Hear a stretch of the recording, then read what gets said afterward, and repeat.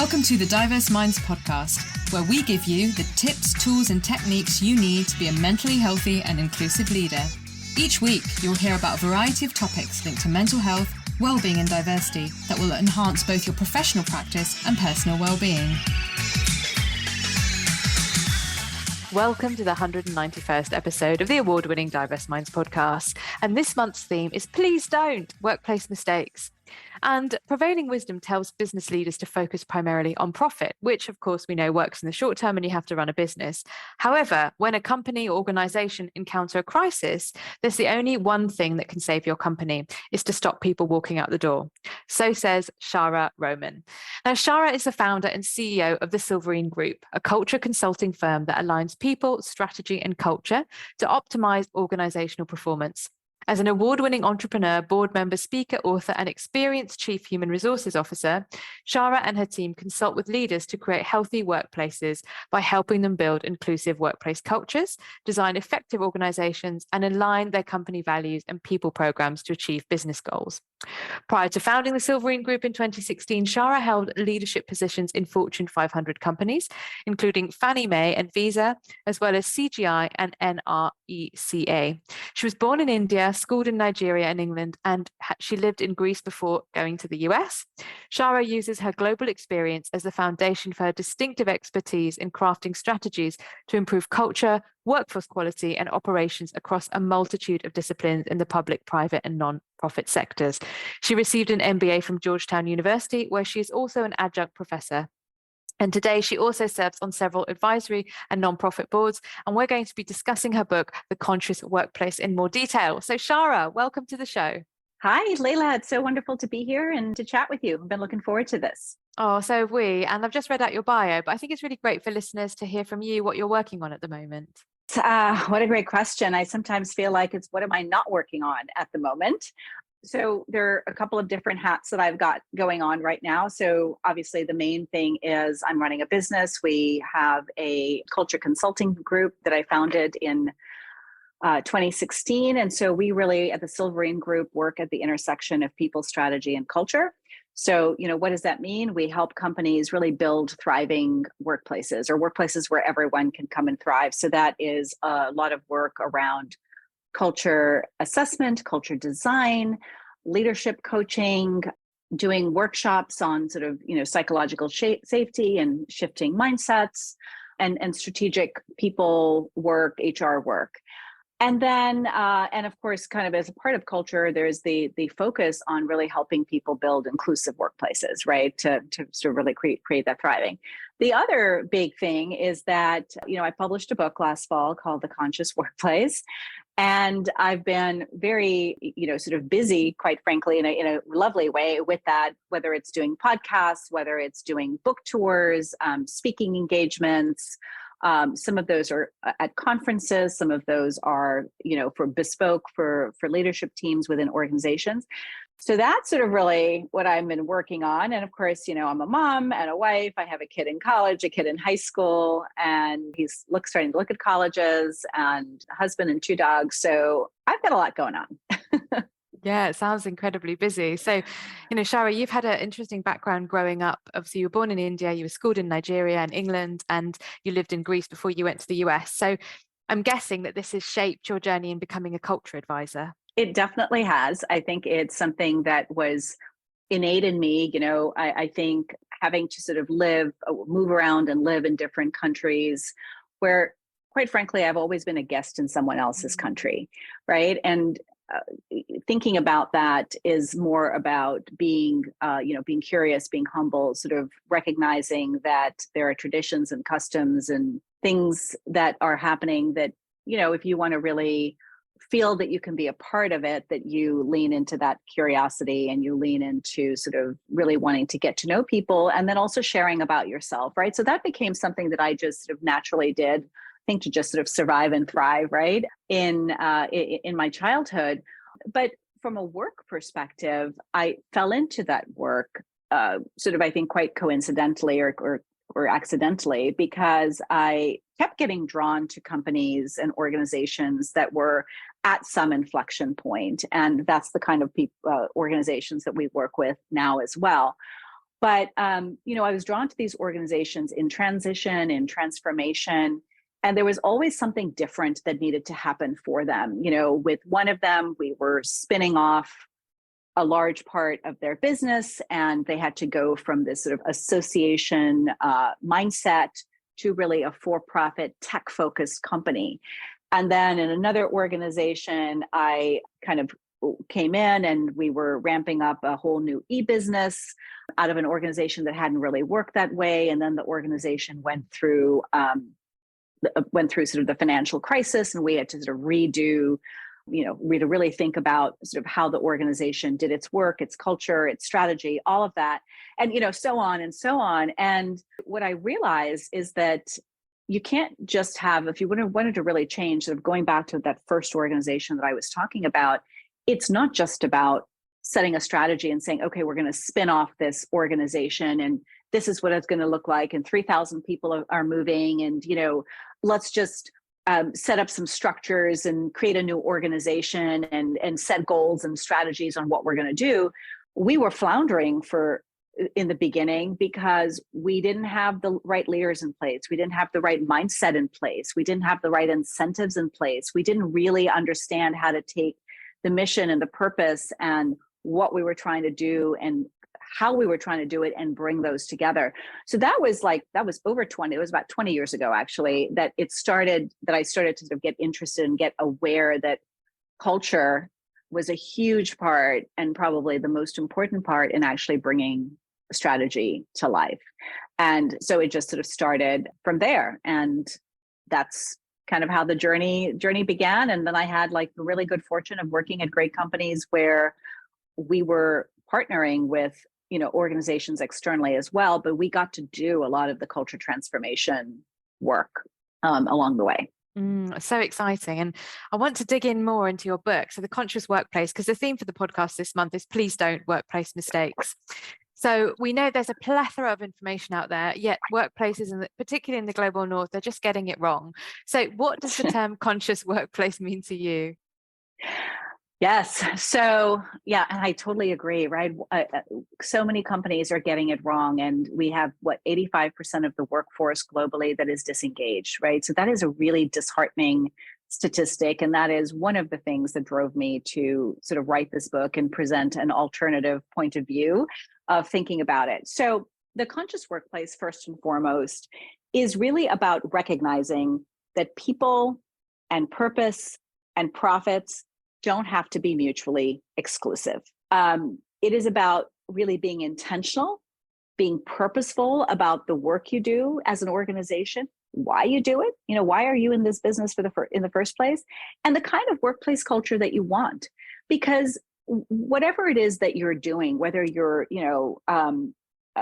making yogurt like Chobani does, or you are, making outerwear like Patagonia does, or you're in the financial services business, whatever, it doesn't really matter. Whatever you are doing, really focusing on the fact that there are people that are coming into your workplace. So be conscious and be human-centered in your approach to work. Think about how you're going to really foster that community. So connecting the inside and the outside, because people want to have a higher purpose. We know that. That's always innate to us as humans, but it is more and more so important for Gen Zs and millennials, right?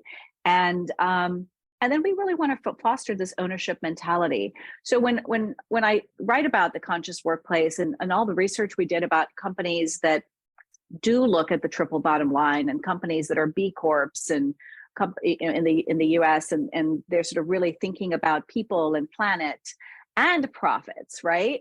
That all three of those things come if you can start with that human-centered, that people-centered place, and really build organizations where everybody can come and thrive, then you're going to achieve your financial goals. And if you're a nonprofit and you're not measuring it in profitability, you still have to generate enough income and revenue to keep yourself afloat, right? To serve the members of the constituents that are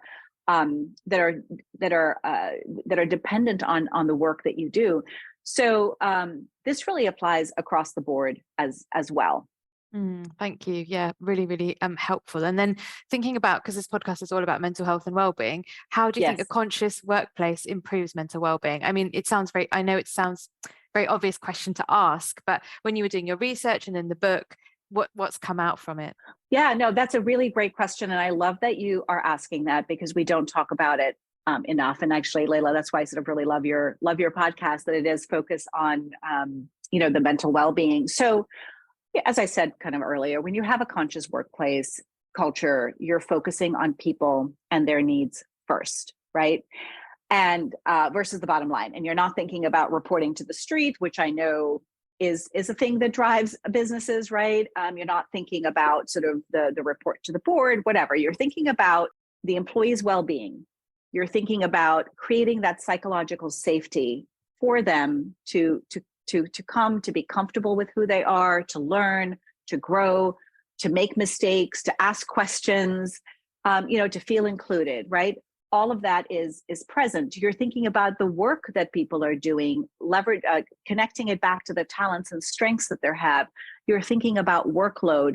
You know your people well enough that you understand when someone shows up and they're not themselves, and you're sort of recognizing that, and you're able to sort of help them through whatever might be going on, right? You're looking at systemic ways to manage burnout, because we know that is sort of the other pandemic that has been going on now for years as well.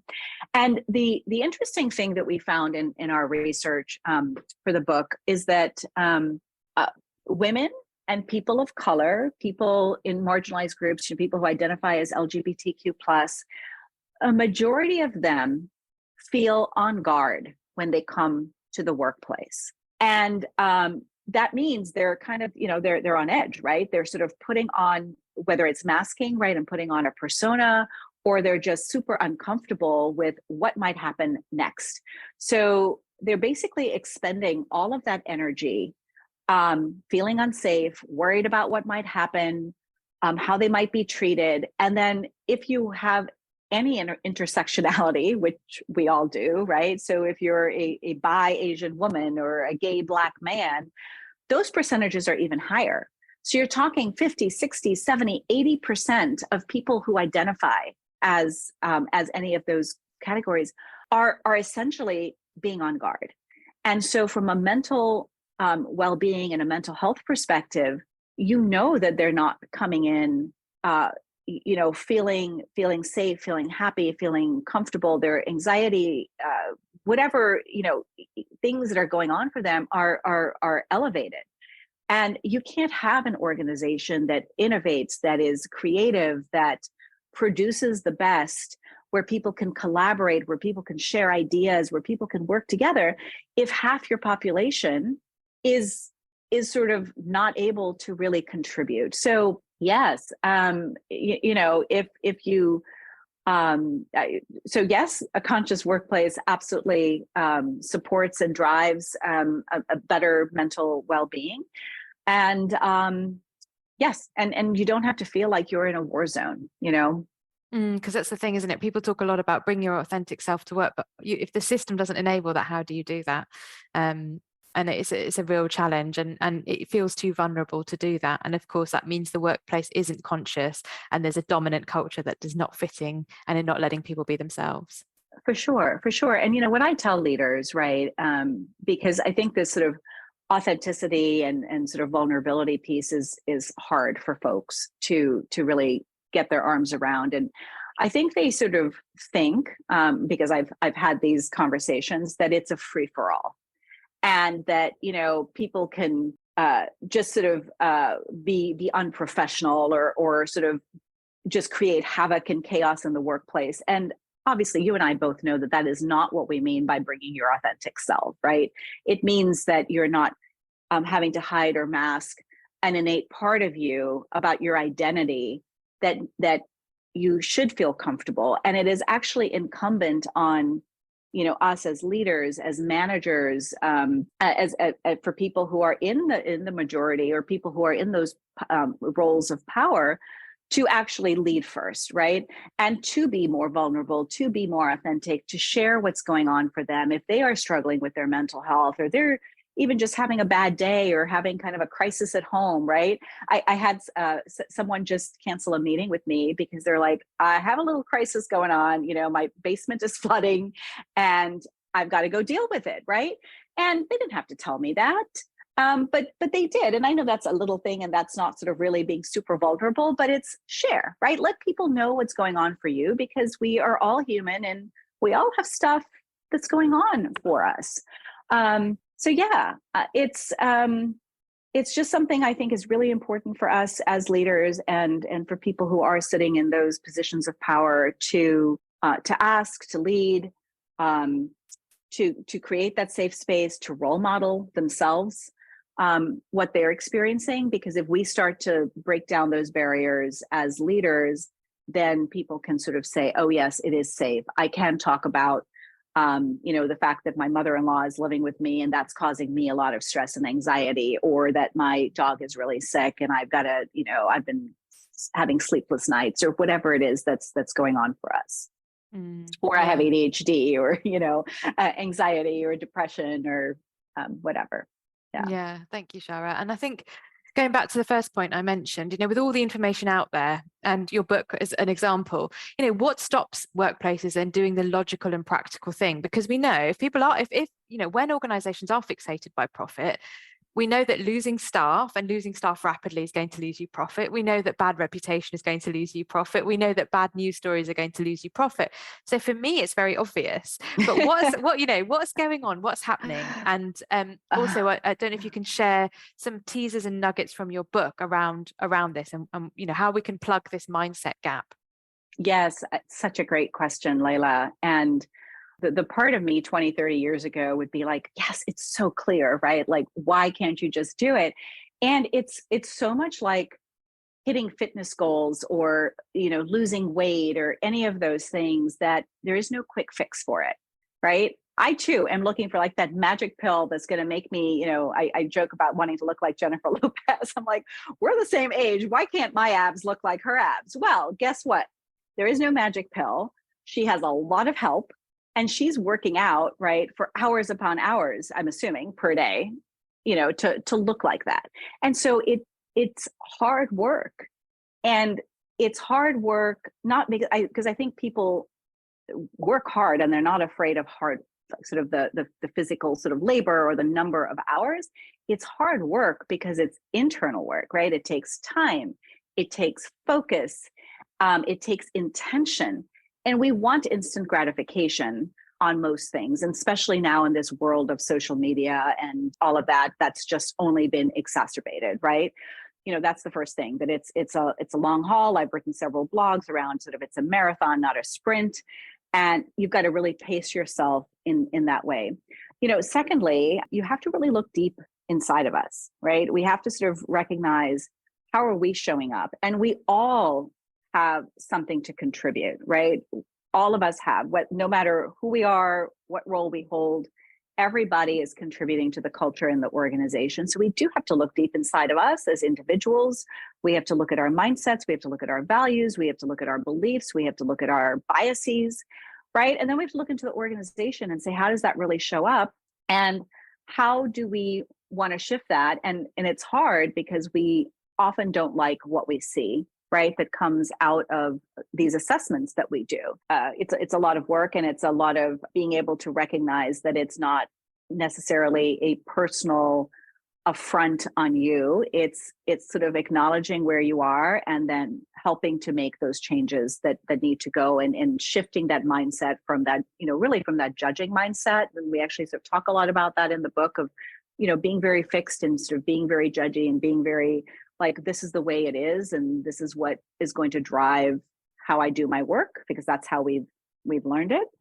To really being more curious and open, right, and being inviting to other ideas, and that sort of goes to the third reason I think that this is so hard for many leaders to do, is that we have to shift how we think and how we approach our work, because we have for decades and decades, right, been successful with this model. And that, I think, is sort of one of the hardest things, Layla, is that we do have the data that if you look at like the Standard and Poor's and who, in the US, right, who is on that list and who is not over the last sort of 20, 30 years, the list is pretty frightening, actually, in terms of sort of the number of companies. I want to say something like 12 companies out of the 500 have actually sort of been on there for longer than, 20 or 30 years. But we've got to undo those decades of what we learned in management school and in business school, right, of what made us successful, what each of us as individuals has been wired to do as we've moved up. And that's really hard, because when you are doing well and you are profitable and you are sort of you've got the pressure from the stock market and the analysts to sort of produce your earnings, hard to sort of take your eye off the ball, right? Because you're going to get penalized. And so all of that needs to be examined. And what I like to sort of say is, you don't know what you're leaving on the table. So yes, you're successful, and yes, you're making profits, but what else could you be doing? Could you be making more? Could you be innovating more? Could you be helping your customers or your clients more? And you don't know what you don't have, right? And I think that's sort of the hard thing as well. It's easier in a way, Layla, when everything is sort of falling apart for a company and they're losing people and they can't enter a new market and no one is sort of staying, if no women are staying, whatever, right? When they're sort of being criticized in that way. But when it's good, they can't sort of think about, well, what else could I be doing to really move that? So that's sort of some of the challenges we see. Yeah, that's so true. And I think success as well is defined by a certain type of success. So we're looking at upper middle class, white, Euro Americans, in your case. In Britain, it's white British people, dominant culture shaping a system. So I think power underlies all of that as well, doesn't it? Yes, it absolutely does. Yeah. So Shaara, this is, incredibly important work. I know you're very enthused by your work as well, but we know that this stuff does take a toll on our mental health, or it can do. So how do you look after your own mental health? What are your top 3 tips that you'd like to share with our listeners? Oh, yes, Layla. So me working on my own mental health is, to be very honest, it's a work in progress, right? And that's okay. I'm owning it. But probably the best thing I do, which may sound like the silliest thing I do, is I walk with a friend once a week, and we like to do the hills in our neighborhood, and so I get a good glute workout. But more importantly, we talk, and she's a friend, she's a business owner, she's a colleague, and in that sort of 45 minutes to an hour that we walk together, we cover so much ground. And it's just really cathartic, and it's just really positive. And I just always feel really energized and grounded and centered by it. Our goal is to always do it once a week. Sometimes there are things that happen, like we usually walk on Wednesdays or Fridays, and I couldn't do it yesterday, and Friday she's out of town. So there are times we miss it, but I tell you, I really miss that, right? So that is really important for me to, I guess the big tip there is sort of for me to sort of be with a friend, to be outside, to sort of be able to, such an extrovert that I am, kind of just get things sort of off my mind. The second thing is that the beach is my happy place. I don't live near the beach. I honestly, there are days when I think I should just pack it all in and just go, serve beverages and on a tiki hut in a beach. But if I can, no matter the time of year, it can be 30 degrees outside Fahrenheit, 30 degrees Fahrenheit. So you do the math, very cold in probably 0 degrees, right? It can be cold, it can be windy, it can be hot, whatever. But if my toes are in the sand, in the water, I feel the salt air, I literally just decompress. And so I try to even take a day trip to just go do that. I'm happy to do it by myself, even as extroverted as I am. And if I can't get to the beach, I get to water, because that just rejuvenates me. And then the last thing is I can be a little bit of a couch potato, because I either sort of run at 150 miles an hour, or I sort of will binge watch shows. And whether it's a Ted Lasso or a Marvelous Mrs. Maisel, or Sex Education, or whatever it is, right? I try to find something that I can just use to sort of escape and just laugh. And, for those 30 minutes, 45 minutes, I don't have to think about anything. And that usually is just a good reset for me. Oh, brilliant. So, yes. Thank you for sharing that. Yeah, no, really helpful tips. Thank you so much. And I think we all know it's a work in progress for all of us. Like, I always laugh because I'm great at helping other people. Sometimes I'm not the best for myself. So Shaara, thank you so much for your time. And if people want to know more about your work, I will of course include these in the show notes. How would you like them to contact you and get in touch? Yes, please reach out. I love to talk to people, as I'm sure people can imagine. So I'm on LinkedIn, very easy to find. If you just type Shaara, my first name, that is sort of my, take you right to my LinkedIn. You can go to my website, the Silverene Group, and contact me there. You are very welcome to book a complimentary consultation and we can get to know each other.